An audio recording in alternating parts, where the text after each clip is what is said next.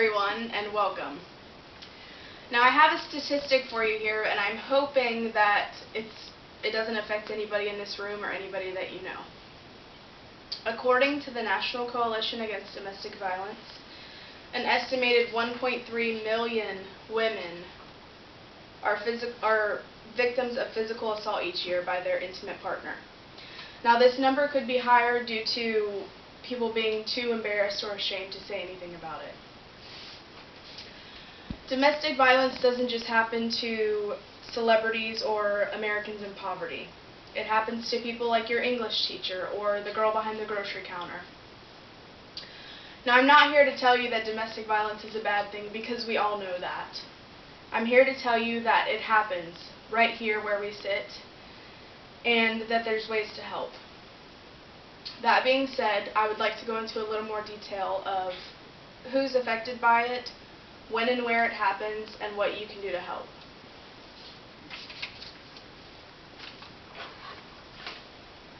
This picture here is of Tina Turner, if you guys don't know who this is. Tina Turner is not only known for her music, but for her nasty marriage with Ike Turner. Does this picture here look like someone who, when she looks in the mirror, doesn't even recognize her own face? What about this one here? These two pictures I've just showed you are of the same woman. The second one is after her surviving multiple attacks. Like I said, it's not just celebrities like Rihanna or lower class Americans. It's people like Mavis Jackson here in this photo. She loved her boyfriend, and she had no idea that her boyfriend would kill her mother and shoot her at point blank range in the face. Another misconstrued notion is that women are the only target. Men, although not quite as common as women, can be subjects of domestic violence. One of the reasons we don't hear as many cases involving men is because they're too ashamed and embarrassed to say anything about it. Does domestic violence happen in public? Of course it doesn't. It's going to happen behind closed doors in the home.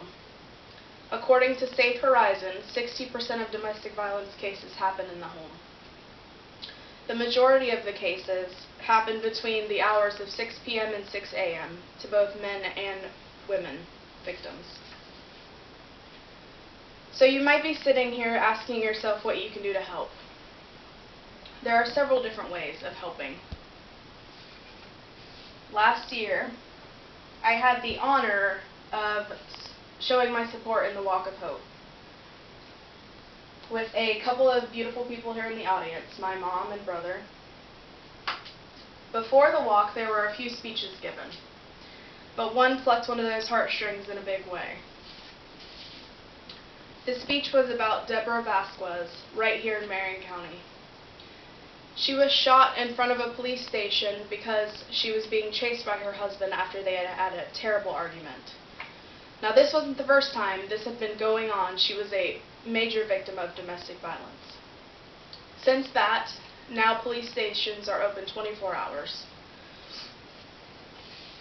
That was the moment when my eyes opened really wide, and I realized things like this don't just happen in the movies and the media like we see today. They happen right here in Marion County, and could be even going on in the house next to you. And even though the Walk of Hope was just a walk, it shows that there's hope for people and that there's somewhere or something or someone they can turn to in their time of need. And seeing that sea of purple shirts walking right over here on 17th Street was one of the coolest things anyone can experience, because it stood for something and it stood for a cause. So if you know someone or you are being treated with such acts, please try and help them. There is a domestic violence hotline right here in Florida, provided by the Florida Coalition Against Domestic Violence. If that person isn't willing to talk to anyone or get help, please don't try and get yourself in the middle of things. You will get hurt.